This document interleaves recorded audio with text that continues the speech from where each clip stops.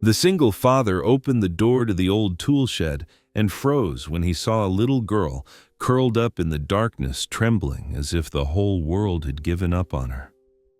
She didn't say a word, but her eyes held a secret deep enough to silence anyone. Who was this child? And why did her silence shake his peace so profoundly? The dish towel in Daniel Brooks's hand had been dry for a while, but he kept wiping it along the curve of the enamel plate as if the motion itself gave him just enough calm to delay a question he didn't yet know how to ask. Outside in the yard, Ethan laughed out loud to himself, his childlike voice echoing off the concrete like the first drops of summer rain. An old tire had become a ship, then a house, then a fortress, as the boy imagined himself being chased. Daniel didn't interfere. He just watched his son, then glanced back at the piece of paper lying on the table. It had a red stamp from the water company and a handwritten note. Second notice. He set the plate neatly in the cabinet. There is no one there to appreciate the care he took except himself, but he did it anyway. Some habits weren't about keeping the house clean, but about keeping the mind from unraveling. Suddenly, Ethan shouted, "I won! I beat him! Dad!" Daniel nodded without saying a word. He wasn't sure who his son was racing against, but he believed it mattered. The old tool shed sat hidden behind a rotting wooden fence, long used only to store termite-bitten firewood and discarded wire. Daniel walked toward it with a pair of pliers, planning to find a piece of wire to secure the chicken coop latch. One of the hens had just hatched 8 chicks, but 3 had already gone missing into the bamboo thicket. Ethan had asked, was it a fox? Dad and Daniel had only answered maybe. He had never taught his son to be afraid, but he was always prepared just in case something happened. The boy wouldn't fall with no one there to catch him. When his hand touched the shed latch, it gave way easily, no turning, no resistance. He frowned slightly, then pushed the door open. The smell of mold hit him, mixed with damp earth and rotting fabric. Nothing unusual. But then he froze. Not because of what he saw, but because of what he heard. A sound very soft and not the wind. It was breathing. It carried a quiet kind of fear, unnamed and wordless. Daniel didn't move. He tilted his head slightly, listening. His arms hung loose, but his eyes began to adjust to the dark. In the farthest corner of the shed, behind a few old wooden crates and a pile of torn fishing nets, a girl was curled up like a small kitten asleep in the rain. Her face turned to the wooden wall arms wrapped around her belly, legs tucked in, knees pulled tight to her chest. It was a posture formed only by those who had grown used to being startled awake by screams or sudden bursts of light. Daniel swallowed hard. He didn't call out. He didn't ask anything. He didn't move closer. He just stood there watching the small figure tremble as if even a breeze might make her curl up tighter. Slowly he stepped back. Then he turned and walked toward the house, cutting across the backyard. Ethan was lying under the sapodilla tree, drawing something in the dirt with a stick. He looked up when he saw his dad carrying 2 cans of milk and a bottle of water. For the chickens, Daniel didn't answer. He walked into the kitchen, took down the old tin cookie box. There were only 3 cookies left inside. He took one, wrapped it in a cloth napkin, then headed back toward the shed. He said nothing, didn't knock, just placed everything down in a corner near where the girl was lying, far enough so she wouldn't feel threatened, close enough so she'd know it was meant for her. Then he turned around and left. Ethan sat curled up on the couch, hugging a pillow, his eyes glued to the silent cartoon playing on the TV. Daniel sat across from him, pretending to read an old newspaper. His eyes moved over the print, but none of the words stuck.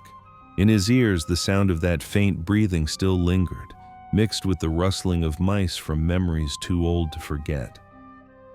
When he was a boy, every time his father came home from work, The mix of sweat and alcohol in the air was Daniel's cue to crawl under the table and hold his breath until the sound of boots stomping across the concrete floor passed. His mother used to say, "Don't say anything, sweetheart. The more you talk, the worse the beating gets." So he learned to be silent, but tonight there was a child breathing the same way he once did. And Daniel knew if he left her in that darkness, maybe no one would ever hear her again. "Dad, aren't you eating?" Ethan asked as he saw his father just sitting there, the soup in front of him going cold. Daniel put down his spoon and shook his head. "I'm a little tired. You go ahead and finish." Ethan nodded and kept eating. After a while he spoke softly. "I saw someone in the backyard, just now. I thought it was a fairy." Daniel looked at his son but didn't say anything more.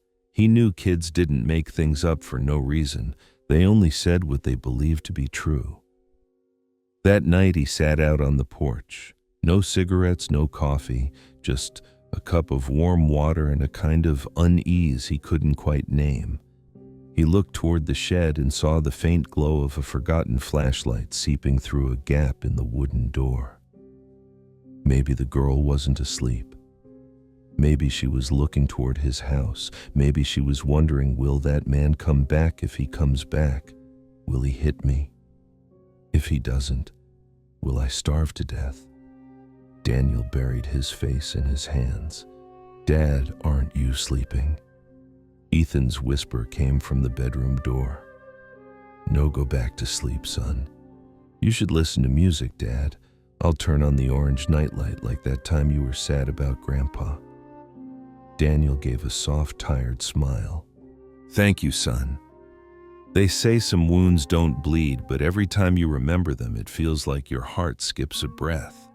Daniel used to think his own wounds had healed until he saw a child curled up just like he used to be. Tomorrow he might have to call someone. Maybe the law would have to get involved. Maybe things would spiral beyond his control. But tonight, he put the water bottle back in his bag, took an extra cookie and opened the door. No flashlight, no sound. The darkness in the old tool shed wasn't unfamiliar anymore. It was just a part of memory no one had touched yet. He didn't want to be a hero. He just didn't want another child growing up in the silence of adults. Ethan shifted in his sleep, his brows twitching as if he was trying to picture something in his dream. The thin blanket had slipped off his feet, revealing his worn striped socks. Daniel walked past the room, not turning on the lights. The hallway glow was enough. He was bending down to check the faulty outlet when he heard Ethan murmur, "The girl? Cold? No coat?" Daniel froze mid-step in the dim hallway, one hand still on the socket. What filled his mind wasn't her face, but a feeling of someone trying to hide pain in plain sight. He couldn't recall her exact features from the day before, but what stayed with him was how she curled into herself. Like if anyone looked too long, she'd disappear into the air like mist. No name, no language, not even blame, just a silence so heavy it made his heart feel too small to hold it. The sun hadn't fully risen. Daniel poured water into the coffee maker, left the lights off, didn't turn on the radio like usual. When Ethan came out with messy hair and sleepy eyes, pulled out a chair and set a drawing on the table. Daniel washed his hands and sat beside him, the coffee still untouched. "Dad, last night I dreamed that girl was standing behind the shed." The wind kept blowing her hair across her face, but she didn't run and she wasn't scared. She just stood there, staring at me without blinking. Daniel looked at the drawing where Ethan had carefully used a blue pencil to sketch 3 figures standing together. One had messy hair like his son's. One was taller, leaning slightly like he was listening. And the third, the smallest, was just a faint gray blur with no clear face, her hand held by the one in the middle, as if being led from somewhere very far away. "When did you draw this?" "While I was waiting for you to wake up." I tried to draw her face, but I couldn't get the eyes right. Her eyes aren't like anyone else's. They're sad and far away, like she's not really here. Daniel gave a small nod. He stood up, grabbed a jacket from the hook and walked outside. He didn't take anything else, just a freshly washed blanket from the week before. He didn't want the girl to think he was bringing food or clothes as a handout. He only wanted to offer a choice, to let her know she hadn't been completely forgotten. The shed door wasn't locked. The hinges creaked softly but not harshly. He stepped inside without calling out, without making unnecessary noise. Just a slow, careful walk in the faint morning light. She wasn't in the same spot. Daniel glanced around and spotted a tangle of hair peeking out from behind an old sack of fertilizer. Her arms were wrapped tightly around her knees, eyes open but unfocused. He placed the blanket nearby, close enough to see it was for her, far enough not to feel like a threat. He said nothing, didn't crouch down. Then he turned around, walked out, and closed the door quietly behind him. After breakfast, Daniel drove Ethan to school, then headed into town to buy cornmeal and cooking oil. On the way back, he stopped in front of a small pharmacy at the end of a crooked brick road where old men liked to sit and read the paper. Mr. Whitaker, the elderly owner, was wiping his glasses. He looked up at Danielle, squinting with a smile, but said nothing. "Sir, have you ever felt like you knew something, but didn't know what to do with it?" The old man set the cloth down on the counter. "Does it hurt?" Daniel furrowed his brow. "Hurt where? In your heart. If thinking about it makes your chest feel heavy, then you don't need to ask me what to do. People don't hurt over things that don't belong to them." Daniel stood there in silence for a long time. Then he nodded, thanked him, and left. He didn't buy anything, didn't ask for more advice. That afternoon, he made a simple lunch for Ethan. After his son fell asleep at the desk, dozing off after page 12 of a reading book, Daniel stepped out to the porch with a cold cup of coffee. His fingers traced the rim of the mug while his eyes drifted to the back of the yard where the shed door still hung slightly ajar. No one saw the moment he stepped back in silence, not out of suspicion, but out of fear that his own compassion might become another wound on skin already too thin. Some fears don't come from bad intentions, but from not knowing whether good ones might cause harm too. As the afternoon shadows stretched across the backyard, Daniel returned to the shed once more. He didn't knock, didn't push the door open hard. He just quietly slipped inside and placed a piece of sweetbread and a sharpened pencil in a corner. There was no drawing paper. If the girl wanted to write, she would find the floorboards, a scrap of cardboard, or even the palm of her hand. Not long after Ethan woke up and stepped out onto the porch. He didn't ask what was for dinner or what time it was. He simply sat next to his dad, leaning his head against Daniel's shoulder, the same way he always did when they listened to music without words. "Dad, do you think she misses home?" Daniel answered softly. "I think she may never have had a place to call home, or if she did, someone erased it." Ethan didn't ask anything else. He just looked out toward the backyard where the treetops were starting to touch the edge of dusk. In that quiet space, neither of them needed to say more. They let the silence live as a way of respecting what they still didn't fully understand. Some children don't need a hero to show up. They just need a quiet space where their sighs aren't drowned out. They don't need someone to lead them by the hand, only someone willing to stand nearby without judgment, without pity, with just enough patience to wait for the first glance from behind the fear. That sometimes is the only way a child dares to step out of their own darkness. Ethan tightened his grip on his dad's hand. He didn't need a promise, just a presence. Night fell slowly in this part of town. And in that slowness, the human heart learned how to wait for something deeper than an answer. At the small diner at the end of the street where folks usually gathered each afternoon to talk about life, Mrs. Martha Beltran slowly stirred her café de olla as if turning a quiet suspicion over in her heart. Across the road, Daniel stepped out of the grocery store holding 2 bottles of milk and a paper bag of bread. Her eyes followed his footsteps, and almost without thinking, the words slipped out in a mutter. A poor man, raising another kid now. People in town often said Daniel had lived alone ever since his wife passed, raising his son with calloused hands and quiet patience. But silence and resilience never stopped rumors, especially not when someone noticed he was buying a different kind of milk, one meant for younger children, not the type Ethan usually drank. It was a small thing, but in a slow-moving town like this, suspicion sometimes spread faster than truth. The old tool shed behind the house, once forgotten, had become the place Daniel returned to whenever his heart was uneasy. He never explained to anyone why he went there so often, and he didn't keep track of how many times his steps retraced the same path, but what he saw inside had begun to weigh heavier on his mind. Emily no longer lunged at food the way she had at first.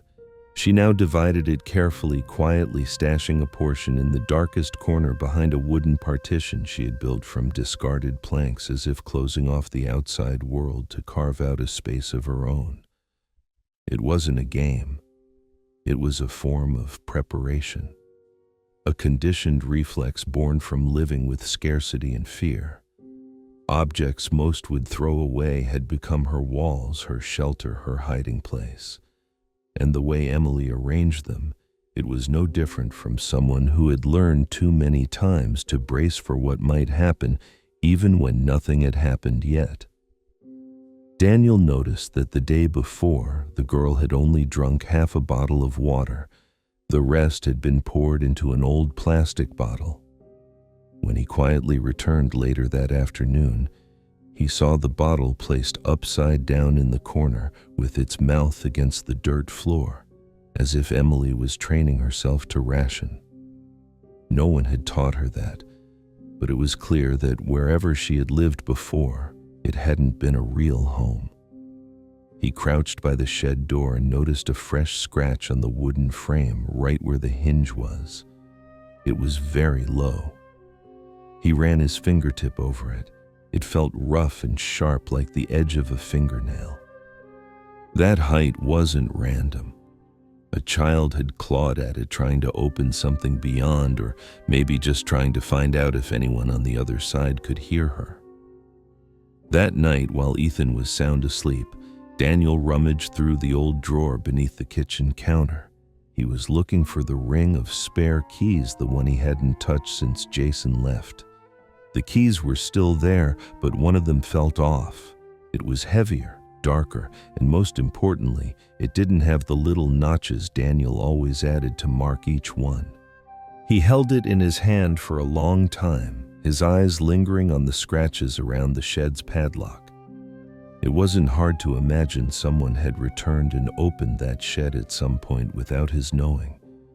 If Emily hadn't come there on her own, then there was only one possibility left. Ethan spoke up, his voice hesitant, like he wasn't even sure he wanted an answer. "Dad, there's a big footprint behind the chicken coop. It's not yours. Do you think maybe Uncle Jason came back?" Daniel didn't move. Jason? That name had vanished 3 years ago without warning, along with debt and 100 unanswered questions. His cousin, the one who had once lived with him, worked the fields with him, borrowed that key ring, and never gave it back. The day Jason left was the same day the town had erupted with news of a missing little girl at the Ridgeway County Fair. Back then, no one thought the two events could be connected, but now, with Emily hiding in the shed with scratch marks like silent cries for help etched into wood and an unfamiliar key among the old ones, everything was starting to line up. Daniel said nothing to his son.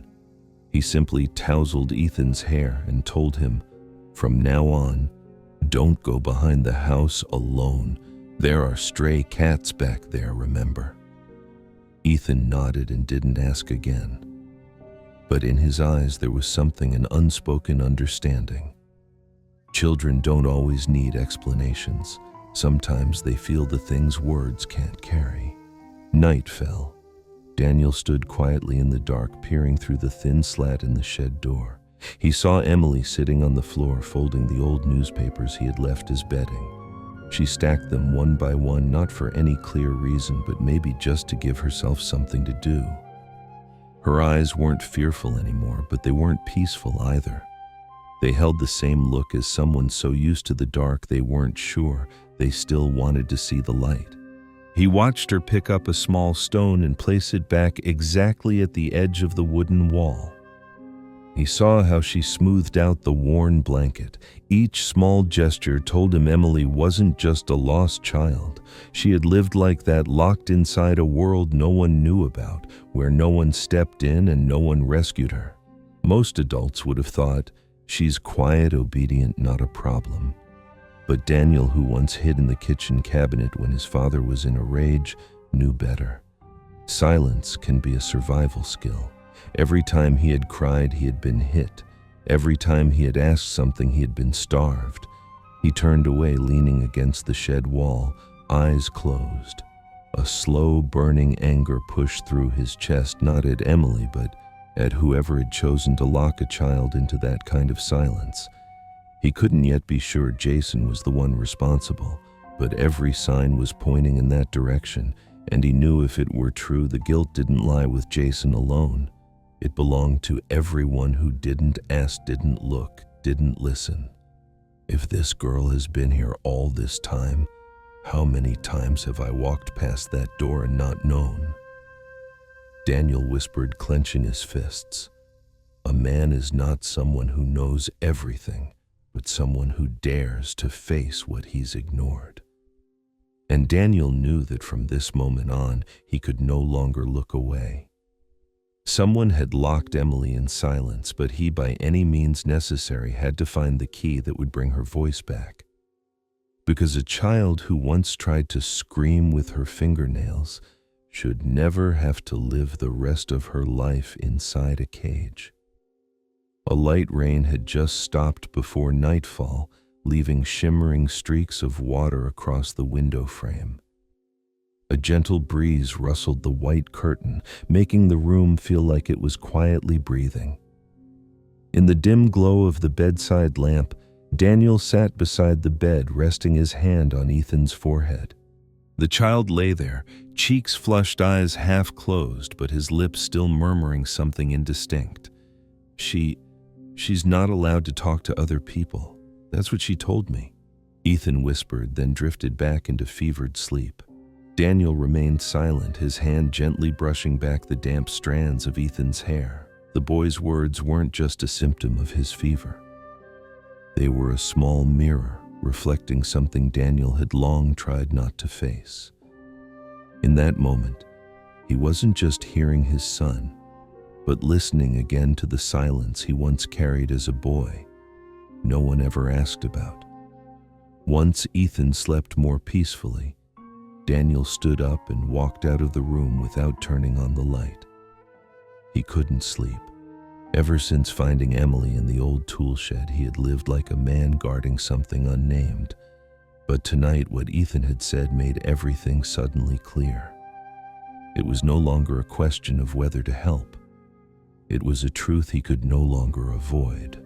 He went to the old dresser drawer where time-worn papers were kept.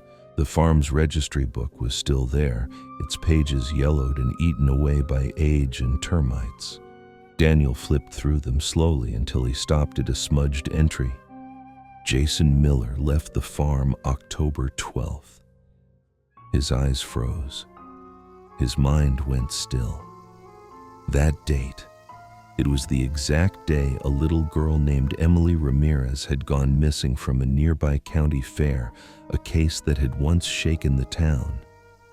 He climbed up to the attic where Maria used to keep old newspapers. The room was dusty, and the dim flashlight beam made everything quiver with the rhythm of his quickened breath.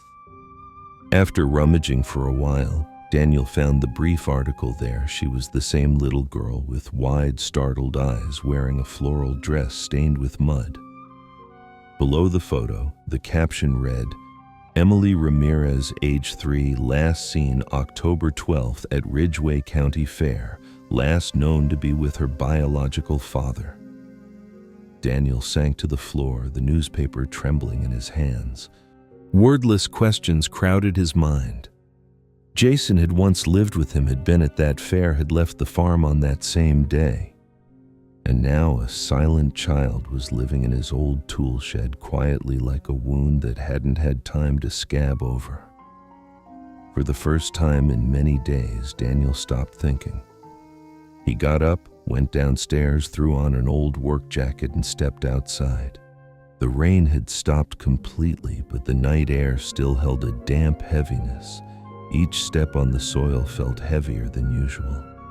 When he reached the shed door, he didn't open it right away. He stood there for a long moment as if asking permission. The weak glow from the oil lamp reflected off Emily's tangled hair, a light far too faint to illuminate the quiet loneliness behind her half-closed eyes. She didn't move, just pressed herself against the wooden wall, as if being silent enough might make her disappear from the world. Daniel stepped inside but didn't disturb the silence. He sat down, keeping a safe distance, hands resting lightly on his knees as though he too was learning not to startle the past. "Are you cold?" Daniel asked, not expecting an answer. "Ethan told me something today that I haven't been able to stop thinking about," he said. "You told him you're not allowed to talk to people. Is that true, sweetheart?" Emily didn't respond. She simply closed her eyes and leaned gently against the moldy wall. Daniel took out the folded newspaper clipping and placed it on the floor between them. 3 years ago, a little girl went missing at the Ridgway County Fair. Her name was Emily. Jason used to live here. He went to that fair too, and left on that very same day. Daniel looked up at her. "Your name is Emily, isn't it?" This time, Emily opened her eyes, her pupils trembling as if fighting something too heavy to name. Tears welled up without sound, slipping quietly down her cheeks. She didn't nod and she didn't speak. But in that moment, her eyes held the weight of an entire stolen childhood.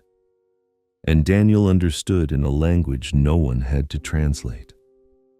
"I won't ask you anything else. I just want you to know no one here can hurt you anymore. No one will make you stay silent again." The air seemed to freeze for a few minutes. No one said anything. Then Daniel stood up and quietly left the shed just as he had entered, without a sound, without startling the girl. But in his heart, a clear decision had already been made. Before the first light of day had even spread across the red-tiled rooftops, Daniel was already standing in front of the Willow Creek police station. He carried nothing in his hands. His gaze was calm, but filled with quiet determination. He walked straight to the front desk where Chief Robert Whitaker was reviewing a report. Daniel stopped, looked him in the eye, and asked in a firm, steady voice, "What should I do if I've seen a child who looks exactly like a girl that went missing 3 years ago?" Chief Whitaker closed the file in his hands and motioned for him to sit down. "Where did you see the child?" Daniel shook his head slightly. "I can't be sure of anything, but if it's true, who's going to guarantee she doesn't fall into another cycle of fear? Who's going to make sure she's cared for with kindness, not just paperwork?" Whitaker didn't answer right away. He studied Daniel's face for a long moment, then said, "We'll do our part, but protecting her from further harm that starts with people like you." When Daniel stepped out of the station, he felt a part of the weight in his chest lift, but another part settle in its place. There was no room left for hesitation. He had once lived in the silences that adults painted with cold nods and averted eyes. If even he turned away now, then who would ever stop to listen to a child who couldn't even cry out? Some choices might cost us our momentary peace, but in return, we hold on to something far more important, a conscience that doesn't have to bow its head every time it sees a silent child no one bothered to ask about. Maria sat in silence among the people waiting in line for rice rations. Her eyes didn't look toward the table where soup was being handed out.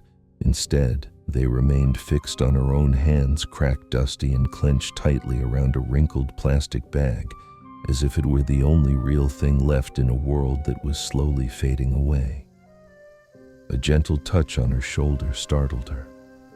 It was a woman beside her speaking in a soft voice, as if afraid her words might shatter the heavy air between them. "Someone asked me to give you this." It was a piece of paper folded into quarters, crumpled, the ink slightly smudged from the sweat of someone's palm. Maria unfolded it and stared at the rushed but surprisingly neat handwriting. "There's news about Emily from the police." In that instant, the noise around her vanished. The spoon slipped from her hand and hit the ground without a sound. The soup in front of her stopped steaming, leaving behind only a blank, weightless void. Inside her chest, something shifted out of rhythm, as if all the memories she had tried to bury for 3 years had suddenly resurfaced, uninvited and uncompromising. Daniel sat quietly at the old wooden table. 2 cups of coffee sat untouched, the steam rising slowly as if time itself was winding down. Outside on the porch, Ethan was focused, lining up empty plastic bottles to make a low fence around the row of purple flowers he called patience blooms. He didn't ask unnecessary questions. He simply leaned in close to his father and whispered just loud enough that the wind couldn't overhear. She was dreaming, but she didn't cry. "Does that mean she's less scared now?" "Dad?" Daniel didn't answer. He only nodded, but inside, everything was trembling. Chief Robert Whitaker and Officer Helen Carter arrived while the sky still wore its pale gray veil, the edge between night and day not yet clearly drawn. They switched off the headlights from a distance, letting the car glide quietly into the shadows, as if trying not to wake any souls still sleeping in the cold wind. Helen stepped out first, her hand deep in her coat pocket, gripping her radio like it was her own heartbeat. "You're sure?" Whitaker asked softly. Daniel nodded. He led them along the grassy path behind the house where Emily's tiny footprints used to appear every time she sneaked outside for fresh air. He had always been careful not to step on those old prints, afraid to blur what little remained of her past. But today, he walked right over them, as if to tell the past it was time to face it, not walk away. The toolshed door was slightly ajar. The padlock still hung from the latch, but it wasn't fastened. Helen looked at Daniel, then slowly pushed the door open. Inside the darkness, a small figure sat in the far left corner, right where Daniel had once laid down the thick blanket. No heavy breathing, no crying, nothing but 2 wide, red, quiet eyes. Helen spoke first. "What's your name, sweetheart?" Emily pulled her shoulders in, wrapping her arms tightly around her knees like she wanted to make herself as small as possible. She didn't look away. She only whispered, as if trying to remember something buried under years of dust. "My name is Emily." Daniel stepped forward once, then stopped, lowering his voice the way he did when Ethan had a fever. "I'm not here to take you away. I'm here. And these are people who want to help keep you safe." Emily looked at him, her eyes waiting not for an answer but a question. Then she asked, barely audible, "Are they going to sell me again?" Daniel leaned forward, not speaking right away. He didn't dare make promises, but he knew this one wasn't meant for the authorities. It was for a child who had learned to trust only in distance and the look in someone's eyes. "No, I won't let that happen to you." The medical room at the Willow Creek police station had no color, just the weary glow of white fluorescent light. Helen found an old stuffed bear, its ear worn and one eye barely hanging by a thread. Emily didn't hug it. She simply placed it beside her like something to fill the space. The doctor went through each step of the examination, not asking many questions, not writing down much, but his eyes held the weight of what words could never capture. Chronic malnutrition, signs of long-term confinement, skin dryness due to lack of sunlight, old abrasions on the wrists shaped like cloth restraints. Helen didn't write it all down. She knew some things didn't need to be on a report to understand what a child had been through. They compared the photo taken 3 years earlier from the missing child file. The eyes hadn't changed. That curled-up posture was still the same. Her full name was Emily Ramirez. "Is there someone we should call?" Chief Whitaker asked quietly. Daniel nodded but didn't speak. Helen understood. She excused herself to make the call. The phone in Maria's worn canvas bag rang just as she was standing in the food voucher line. "Hello. Ms. Ramirez, this is Officer Helen Carter, investigator from Willow Creek. I'm calling about a little girl named Emily." Silence on the other end. Helen glanced at her watch. 32 seconds passed without a word. Then Maria spoke, not crying, not screaming. "My daughter, she's alive." That one sentence was enough to make everyone in the waiting room look up. Emily stayed at the clinic for the night. She ate a little broth but didn't respond to milk. Daniel sat across from her, eyes never leaving her. Helen leaned against the wall, jotting notes while quietly observing how Emily shifted whenever someone unfamiliar got too close. "Is there someone you'd like to stay with you?" Helen asked. Emily turned toward Daniel, then gave a small nod. The doctor allowed Daniel to remain under the condition that he wouldn't pressure her. He sat there the entire time, not asking anything, not telling stories, not touching, just breathing, just being present. At exactly 11:13 on the wall clock, Emily turned to him. Her voice was barely more than a thread. "Did I do something wrong? Is that why they locked me up?"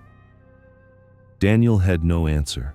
Every word he knew felt hollow in that white room. He simply extended his hand, not to touch, just opened it gently and left it there. Emily slowly placed her hand into his, and Daniel understood. What she needed wasn't an explanation. What she needed was living proof that someone was listening. Some children grow up in the dark, not because there's no light, but because no one ever came close enough to flip the switch. Hoy ChatGPT. The sound of a pen pressing against paper echoed through the interrogation room, steady like coffee dripping into a clay mug. Each second stretched out in deliberate silence. The man sitting across the table didn't move. His fingers were clasped tightly together, thin and short, as if trying to hold in something he couldn't say out loud. His eyes were fixed on the photo of Emily in the hospital room. It was a color print, slightly blurred at the edges, but clear enough to show the round eyes of a girl who had never been allowed to live her childhood. "She looks like my daughter, but I'm not sure." Samuel Ramirez's voice came out like he was speaking to himself. There was no tone, no denial, not even acknowledgement, just a sentence laid down in the cold room. Chief Robert Whitaker didn't respond right away. He lowered his head, wrote a few lines, then looked up at Samuel as if the only thing left to do was see through the man in front of him. Sitting to the left was Detective Lisa Monroe, her face calm to the point of unreadable. She kept flipping through the file, her eyes never leaving Samuel's expression. The DNA match with the mother's medical records leaves no doubt. The girl is Emily Ramirez. Now the question isn't who, but why this happened. Samuel blinked. For the first time since being summoned, he showed a reaction, subtle but real. A slight twitch at the corner of his mouth, quickly swallowed back into silence. "I'll wait for my lawyer." In the hospital corridor, the fluorescent lights cast everything in a pale grayish tone. Maria Ramirez sat alone, her hands clutching a worn cloth bundle. Resting on her lap was a doll hand-stitched from years ago when Emily was just a toddler. The thread near one of its eyes had come loose, and the dress on its small fabric body was wrinkled from hundreds of childlike hugs. She held it like letting go would mean losing the last thing still connecting her to her daughter. Daniel Brooks leaned his forehead against the cold glass eyes fixed on the hospital room where Emily sat curled up clutching a tattered stuffed animal. Ethan stood quietly beside him, saying nothing. His small hand gripped his father's shirt as if he too could feel the tension thickening the air between them and the girl on the other side of the glass. The door opened. Maria stood up slowly. She didn't rush. She entered the room but didn't walk directly to the bed. Instead, she stopped a few steps away and placed the doll on the chair. Emily didn't look at her mother. She shrank deeper into the thin blanket, her eyes avoiding contact, her small body folding into itself like a quiet, unspoken answer. Ethan walked toward the bed. He didn't ask Daniel for permission. He simply did what his heart told him. "Do you remember this doll?" he asked gently. "Your mom's kept it ever since you went missing." Emily didn't speak, but her eyes slowly turned toward the chair where the doll lay. She didn't reach for it, didn't cry, but her gaze lingered long enough for everyone to know recognition had begun. At the South Office of the Willow Creek Police Department, Detective Monroe was reviewing the old files. The handwritten notes from years ago trembled on the page as if written by someone barely brave enough to face the truth they were recording. Samuel Ramirez was accused of domestic abuse the same year Emily went missing. The file was later withdrawn under an outside settlement. Lisa didn't look up as she addressed Chief Whitaker. The chief gave a slight nod. "We traced a money transfer from Samuel to Jason Miller about 2 weeks before the girl disappeared. The note attached said only one thing: she'll be safer there." Lisa closed her eyes for a few seconds. She had worked on more complex cases, but the way people justify their cruelty always unsettled her. That evening, Daniel stood alone on the front porch. He didn't look at the yard, nor did he look inside the house. He just stared at his shadow on the concrete floor. He didn't blink when Ethan ran out from the reading room and called out, "Emily asked me something. She wanted to know why someone called her a dead. I didn't know how to answer." Daniel gently pushed open the door and walked in with slow, steady steps. Emily was sitting cross-legged on the sofa, a cushion resting on her lap. The warm yellow light cast a soft glow on her pale face. She looked up when she felt the familiar footsteps, her eyes no longer full of fear, but holding something harder to define, as if still unsure whether the safety around her truly belonged to her. He said, "I was a walking debt," she said quietly. "I had to stay because he owed money to someone. If I left, he would be arrested." Daniel sat down not too close, just near enough so Emily wouldn't feel threatened. He didn't say, "Don't be scared." He didn't promise that no one would hurt her again. Instead, he said, "Do you know what a real debt is? It's when you know the truth but choose not to speak up. It's when you see someone hurting and turn away. That's the kind of debt that's the hardest to repay." Emily didn't respond, but she didn't lower her head anymore. A small hand slowly moved to the edge of the pillow and gently closed into a fist. That night, Daniel called the local legal office. His voice was steady, neither loud nor quiet. "I need a lawyer who specializes in children's rights, and I want to file a lawsuit against the biological father who sold his daughter like she was a piece of property." In the belief of the Mexican people, there are children who don't cry out loud, but cry through their drawings, through their eyes, and through long nights spent curled up in silence. Emily was one of them. Daniel knew there were voices that didn't need sound to be heard, the voice of conscience, the voice of responsibility, and he knew he had heard it. The small wooden sign in front of the Willow Creek Community Center had been freshly painted in earthy red. It looked old but dignified. No one in town particularly liked meetings, but that day more people showed up than usual. Sandals tapped rhythmically against the tiled floor, long skirts brushed the narrow aisles, and the scent of old ink and half-burnt candles hung faintly in the air. Elderly folks, young adults, mothers with babies, and housewives who once hesitated to attend were now sitting quietly on wooden benches facing one another without making direct eye contact. A woman with silver hair and a sturdy figure stood in the center of the room, both hands resting on the table as her eyes swept across the familiar faces. Her name was Joanne Parker, a retired literature teacher from the village school over 30 years ago. Everyone in town still called her by her old title, Ms. Parker. "We're here today," she began, "not to point fingers or to make anyone cry. I just have one question. Have we been living next to the darkness without knowing it, or did we know and choose to forget?" A long silence followed, stretching time itself. A few people bowed their heads. Some pressed their lips together. Others turned toward the windows as if trying to flee the question by focusing on the cactus shrubs outside. A voice came from the third row, low but clear enough to halt the room. "I saw Jason a few times," said Mrs. Marta Beltran, her raspy voice lowered, eyes downcast. "At the old shed at night. I saw a flashlight in someone's shadow. I thought he was just hiding from debt collectors or his wife. I didn't think." No one interrupted. No one offered comfort. But the air in the room shifted. Marta's statement wasn't just a confession. It was an unspoken indictment that everyone recognized. Silence carries its own price.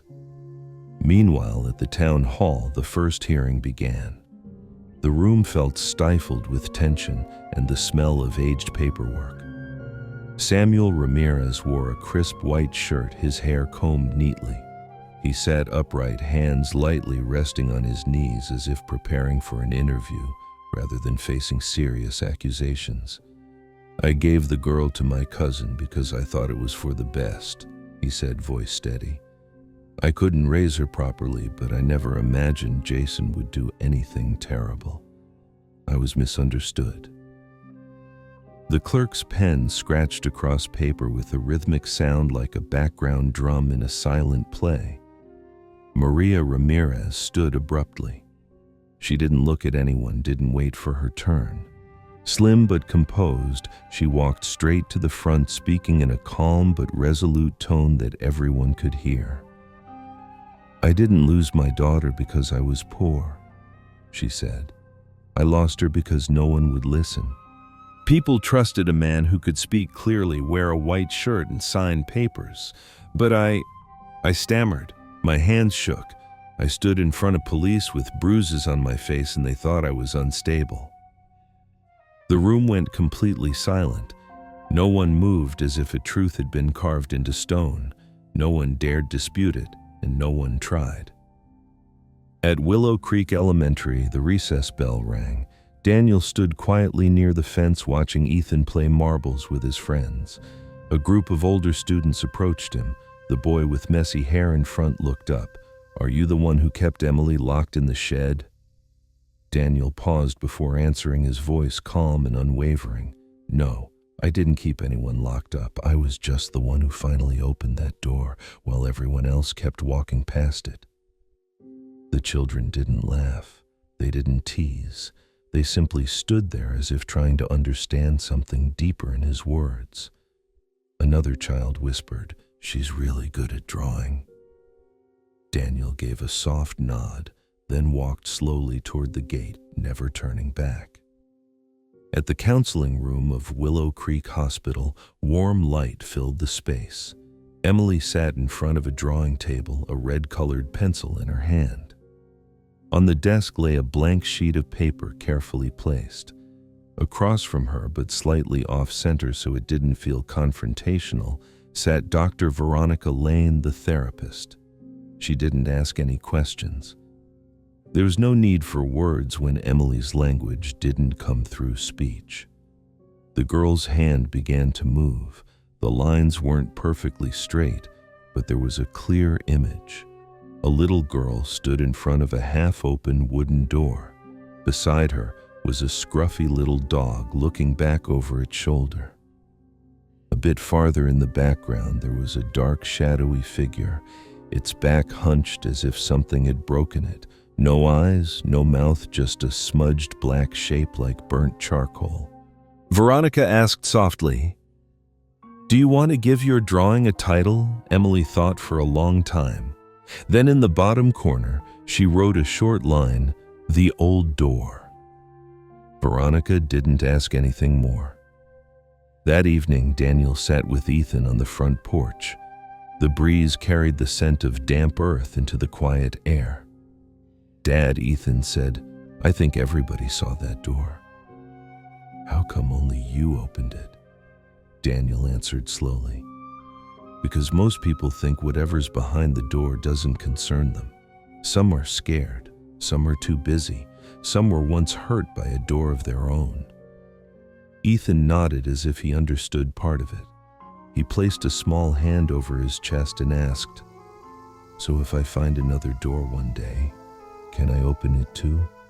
Daniel looked at his son and gently squeezed his shoulder. "If you're brave enough to see that the person behind the door can't knock anymore, then you won't need to ask me. There are some kinds of pain that don't have a name, and there are people who choose silence, not because they don't know, but because they don't have the strength to break a system guarded by collective pretending. But that silence, once touched by compassion, can create a sound loud enough to shatter years of indifference." In the small town of Willow Creek, some people had walked past without stopping. But then someone did stop, someone opened the door, and from that moment on, no one could claim they hadn't seen it. On the table, covered with an old embroidered cloth, 2 cups of chamomile tea had long gone cold. The sunlight slanted through the window, casting a narrow beam across the faded shoulder of Maria's shirt. The air in the room remained still, as if waiting for something more important than words. Veronica Lane sat across from her, pen in hand, but hadn't written anything yet. She didn't push. In her line of work, she had learned that some truths only surface when a person finds the courage to stop running. "Do you want to take Emily home right away?" Veronica's voice held no dramatics, no trace of pity. It was just a question like a bridge laid gently between 2 hearts. Maria slowly turned the teacup handle with both hands, her eyes fixed on the worn red tile floor. She didn't answer immediately.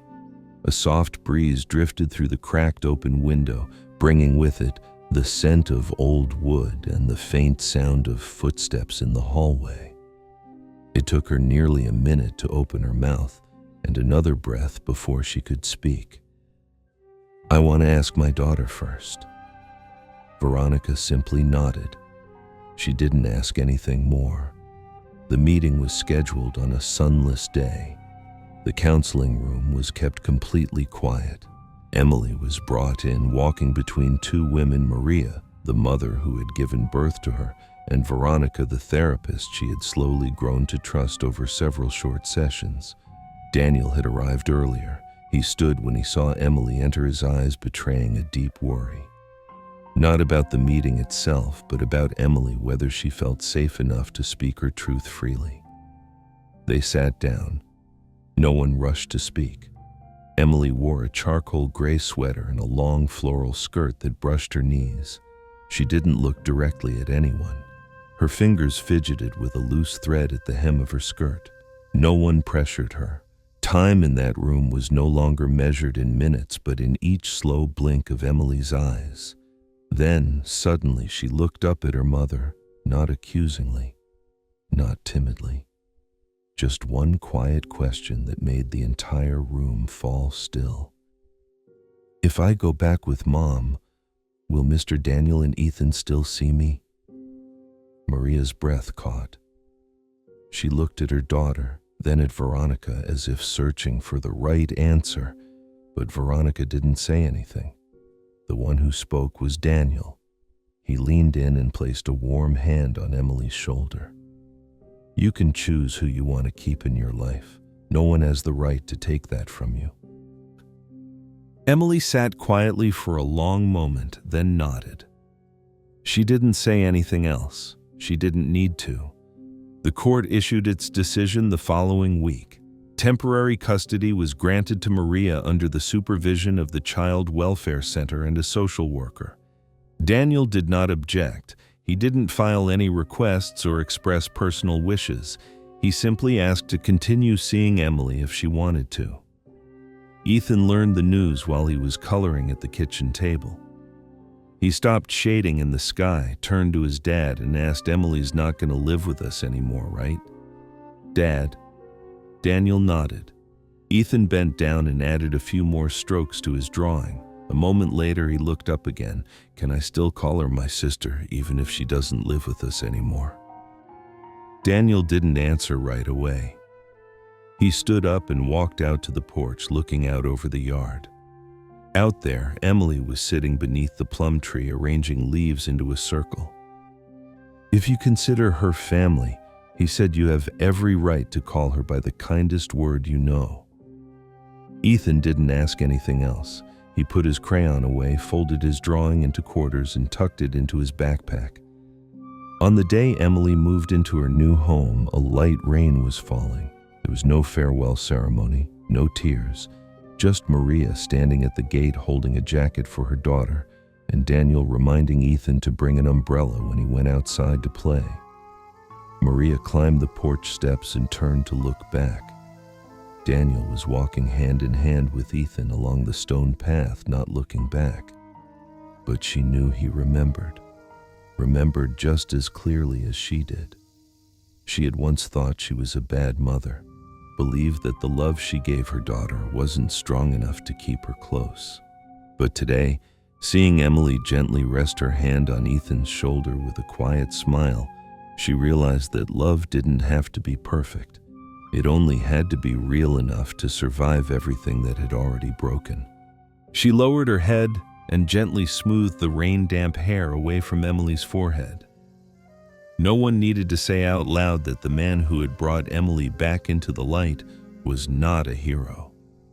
He was simply a father who had stayed silent too long about his own pain. And then when he met a child who had also been forgotten in the dark, he chose not to walk away. In the days that followed, Emily didn't speak much, but she wrote. Small pieces of folded paper, sometimes with short sentences, sometimes with drawings. One day, Veronica found a slip of paper tucked into the back of a workbook.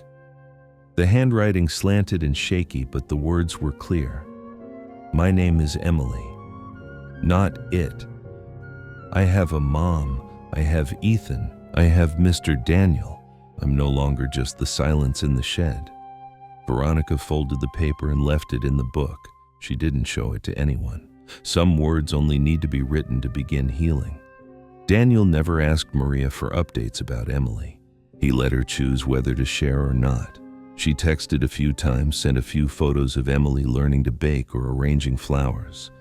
He never said much back, just a quiet emoji, a single period, or a simple thank you. Every now and then, Ethan would ask, "When are we going to see her again?" Daniel would reply, "When she's ready, we'll wait." waiting not out of entitlement but out of respect. Healing after trauma couldn't be measured in dates or distance. It only began when a child's heart realized it wouldn't be abandoned again. One afternoon when Ethan came home from school, he opened his backpack to pull out his homework. In the small front pocket was a folded piece of paper. He opened it and saw a line written in slanted purple ink. "If you still think of me as your sister, don't forget I like guava jam, not mango. See you later. Emily." Ethan brought the note to Daniel. Daniel read it, folded it up, and didn't say a word.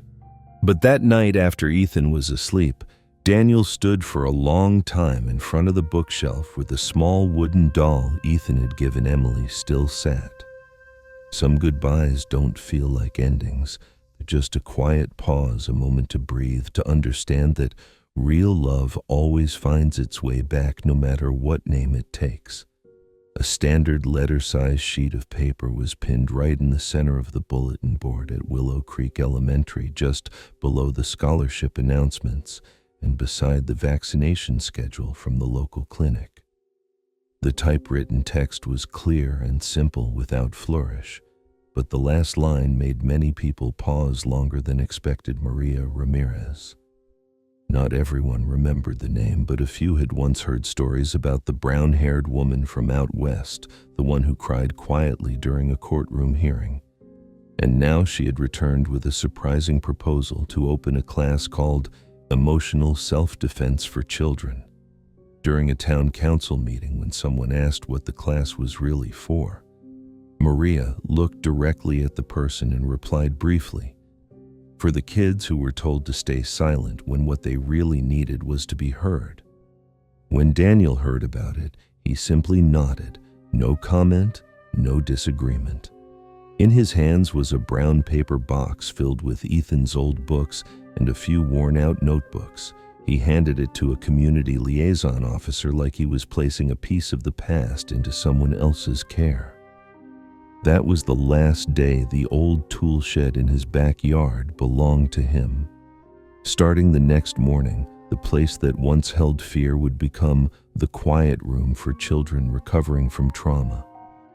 Ethan held Emily's hand as he led her through the school gate for the first time in 3 years. Her steps were hesitant, but her grip never loosened. On her fabric backpack was a small embroidered sunflower patch, a gift from her mother after they moved into a tiny rental house near the clinic. The early Monday air still smelled of damp earth after the last night's rain, and a few round leaves remained wet on the schoolyard pavement. Inside the classroom, Emily remained as quiet as she always was. Whenever a teacher asked her something, she simply gave a steady gaze and a slight nod. Her silence didn't feel shy, though. It felt deliberate, as if she were learning how to claim her own rhythm.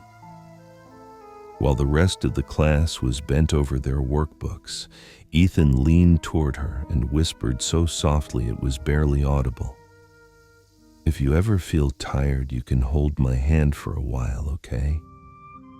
Emily didn't answer, but the next time her pencil rolled off the edge of her desk, she bent down to pick it up naturally.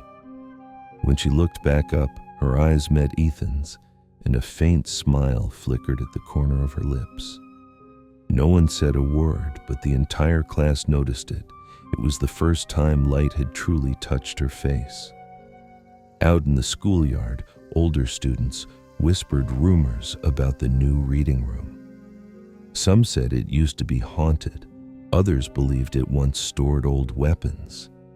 But when the teacher brought the whole class inside and they saw the white painted walls, the soft carpet, the quiet warmth of the space, the only question left was, who made all of this happen? Daniel wasn't there for the classroom tour. He said he needed to stay home and fix some loose roof tiles after the recent rain, but nobody really believed that was the reason. In truth, he had given the room away as a quiet way to close an old wound. It was as if each book on the shelf now held a piece of memory that had finally been placed back in order, gently, calmly. That evening, as the last bit of sunlight filtered through the kitchen window, Maria was sewing a loose button back onto Ethan's shirt when she said, "You know, some people save others not by saying the right thing, but by never hurting them again." Daniel didn't respond. But when he saw Emily by the window carefully cutting pieces of paper, the soft glow of sunset outlining her hair like a halo, he understood. Maria wasn't talking about the reading room. She was talking about how one step at a time he had helped open a door so that girl could exist again, not as a shadow, but as someone real. Later that night during the community meeting, the village leader asked Daniel if he'd like to speak about the new reading room. He stood up, but instead of walking toward the microphone, he simply bowed his head. "I'd rather not say anything. I believe silence has its own value." In the back of the room, Chief Robert Whitaker leaned against a wooden beam, a knowing smile forming at the corner of his lips. He turned to Maria and said, "That man didn't just save that girl with his actions. He did it by never using words to overpower her." Emily slowly began to realize that the sound of the drum in the schoolyard or the shuffle of sandals in the hallway no longer made her flinch. In her student notebook, every line she wrote carried a hint of hesitation, but she kept writing. Each stroke showed her quiet determination not to give up. When the teacher commented that she was still slower than the other students, but had never missed a single class, Daniel simply said, "As long as she still wants to learn, anything is possible." One time when the principal asked, "Do you like coming to school?" Emily didn't answer right away. Instead, she pulled out a drawing she had made with colored pencils. It showed 3 people, a little girl, a little boy, and an adult standing between them, holding both their hands. The drawing was pinned to the school bulletin board. No caption was added, but everyone who passed by paused for a moment to look. That night, Daniel sat quietly on the front steps of the house, his legs stretched out, the old dog resting its head beside him, ears drooping from years of peaceful evenings. Maria walked over without saying a word and gently placed a steaming mug of cocoa next to him.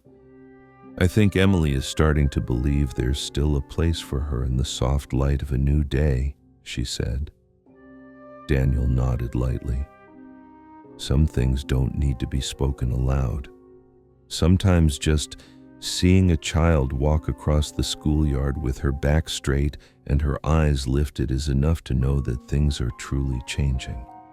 Someone who grows up in the shadows of fear can't always name their wounds, but if there is someone patient enough to listen with empathy without pressure, then sometimes silence itself can become a gentle bridge that leads them back to life.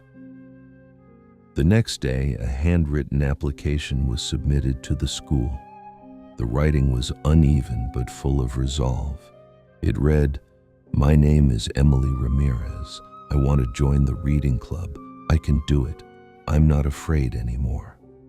When the morning mist still hung like a sheer scarf over the small garden behind the house, Daniel stood by the kitchen doorway, a cup of untouched coffee in his hand. His eyes followed a small figure hunched over the old wooden table outside, where soft green grass had begun to grow, and sparrows chirped now and then from the old tamarind branches. Emily was writing, or at least trying to carefully shaping each letter onto a folded piece of paper, her head tilted as if afraid her thoughts would slip away the moment she looked up. Ethan appeared behind his father, still wearing his sandals on the wrong feet, and whispered in a sleepy voice, "She's writing something for you, but she said it's not pretty yet." Daniel didn't ask anything. He stepped outside quietly, careful not to startle her. When he placed a hand on Emily's shoulder, she flinched and pulled the paper behind her back, offering a shy smile. He just gently brushed her hair back and said nothing. An adult doesn't always need to know what a child writes. As long as they know they were thought of, that alone can be enough. That morning in a small corner cafe, the radio crackled between clinking cups and the shuffle of passing footsteps. Jason Miller had been sentenced to 18 years in prison, and Samuel Ramirez received 7 years for complicity, convicted of unlawful detainment and violations of child protection laws. But Daniel didn't hear it live. He learned the news through a brief phone call from Chief Whitaker after a moment of silence. The file is closed now. It wasn't easy, but what we did left the right mark where it needed to. Ethan didn't understand all the details, but he could sense the shift in the air. He didn't ask his father. He simply brought out a chair to the porch and waited quietly for Daniel to sit beside him. The end-of-year ceremony was held in the school auditorium, a space with a high wooden roof and purple bougainvillea vines climbing along its beams. The children lined up by class, each sitting on single chairs covered in white cloth. Instead of medals, they wore paper flowers pinned to their chests. There were no awards, only speeches. This year, the student chosen to read a personal farewell letter to the class was Emily. She wore a pale dress sewn from an old fabric and held a folded piece of paper in her hand. Before she began, she turned and looked toward Daniel and Maria, seated in the last row. Only when Maria gave her a slow, steady nod did Emily begin, her voice unsteady but clear enough. "My name is Emily. My name means light. I used to think it was just a label like the kind on an old pair of shoes, but then I met someone who didn't ask me who I was. He asked if I'd eaten. Since then, I believe light can come from inside." No one broke down with dramatic tears. There were only silent nods and a few quick hands wiping at the corners of their eyes. Daniel couldn't hide his emotions. He looked at Maria and saw her return his gaze with a small nod, as if to say, "Thank you for keeping her heart whole." The old shed had been cleaned and repurposed, now holding a low table for children to read at. A pale green tarp had been stretched for shade. On the wall near the door, words were carved directly into the wood. "This place once locked away a small soul. Now it opens the first door to a new life." Daniel stood reading the inscription, not just as a reminder, but because he knew that protecting even one child could shift the way the world learns to love. That afternoon, as the sun sank behind the mountain and yellow leaves drifted gently onto the ground, Ethan sat beside his father on the wooden porch steps. For a while, neither of them spoke. They listened to the wind brushing through the young rice stalks. Then Ethan asked, "Dad, are we heroes?" Daniel turned to him and rested a hand on his son's head. "A hero is someone who does the right thing when no one is watching, son, so congratulations." Maria stood by the doorframe holding a worn dish towel in one hand, her eyes fixed on the backyard where Emily and Ethan were arranging stones into uneven but carefully made circles. There were no arguments, no one shouting for attention, just soft murmurs and laughter. As light as the breeze, two children slowly relearning how to touch the world without fear of being hurt. She opened a drawer and took out an old cloth, the one that used to wrap around Emily's favorite doll. The edge was frayed now. Her hands trembled, but her eyes stayed dry. That night, Daniel sat alone by the fireplace. He didn't light it. He just stared into the cold ashes as if trying to find something that hadn't yet been named. On the table, the note Emily had written lay open, the handwriting uneven. The lines slanted, some strokes faint, some bold. But the final line was clear. "Thank you for not asking me where I came from. You just asked if I was cold. And then you gave me a warm blanket. I thought that's what a hero would do.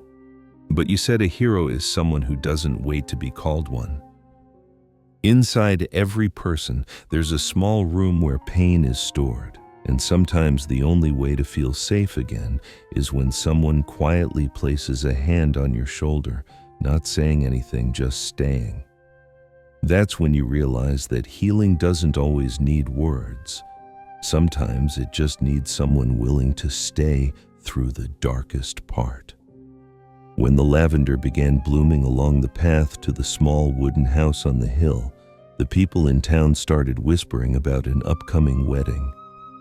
There were no fancy invitations, no grand orchestra, no elaborate gown. Just a breezy afternoon with those who truly cared standing under an arch made of trailing vines and strips of plain white cloth. Daniel adjusted the collar of his only dress shirt, the one he'd kept from his old workshop job. He never thought the hands that once held a wood saw would feel clumsy simply because they were about to hold a woman's hand on the most meaningful day of his life. Maria was as simple as the kindness she carried. Her hair was neatly tied. Her ivory dress had no jewelry, but the way she looked at Daniel left no doubt about the love she brought with her. Ethan and Emily carried the rings. Each child held a small wooden box, sprinted forward, then paused right when their parents looked at them. Emily wore a white dress embroidered with a tiny bird in flight. Ethan's tie, slightly crooked, was tied by Daniel himself, and the boy refused to let anyone fix it. "Dad, are you sure Mom will say yes?" Ethan whispered as they waited. Daniel gently squeezed his son's shoulder.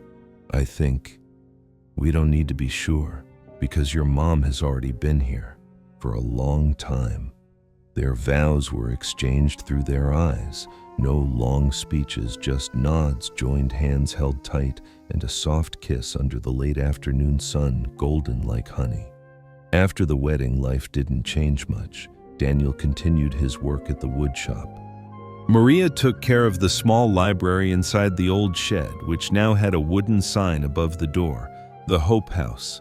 Emily and Ethan still went to school every day, only now with new shoes Daniel had crafted from old leather scraps and backpacks Maria had sewn by hand. Dinner always included 3 adults, 2 children, and a lot of laughter. Sometimes the beans were a little too salty, or the bread was slightly burnt, but no one complained. As Maria often said, a home doesn't have to be perfect, just spacious enough for every heart that wants to stay. One autumn evening, Emily brought Daniel a small folded note. She had written, "I used to think I was someone no one would choose, but I was wrong because you chose me, and now I have a family where I don't have to hide anymore." Daniel looked at the uneven letters and remembered the first night she sat trembling in the corner of the shed. He couldn't stop the tears this time either, but they didn't come from sadness. They came from the quiet knowing that finally he got to stay. There's no miracle that heals all wounds overnight, but some people choose to stay, and they patch the broken pieces together one by one. Family doesn't always begin with blood. Sometimes it begins with a simple question, "Are you cold?" There are moments in life that don't need explanations, only a look sincere enough to matter. When Daniel walked into that old shed and saw the little girl curled in the corner, he had no idea that his silent act would open a door closed inside so many hearts. You don't have to be a hero. You just have to stay when others walk away. This story isn't just about Daniel and Emily. It's about every child who's ever been forced into silence and every adult brave enough to listen with their heart. Because justice doesn't live only in court files. It lives in the place where someone chooses to stand on the side of light. In a world where the wicked sometimes believe they can get away, the light eventually finds them. And good people, the ones who do the right thing when no one's watching, will always be repaid in the most beautiful way, with peace in their conscience and love from the children they chose to hold. So what about you if one day a child looks at you with silent eyes asking for help? What will you do? Have you ever stayed quiet when something wrong happened? Just because you thought, it's not my business. Thank you for staying until the very end of this story. I wish you a peaceful day, one warm enough to notice the small things and strong enough to act on what's right. If you're carrying something in your heart, feel free to share it in the comments. I'll be right here listening just like Daniel did.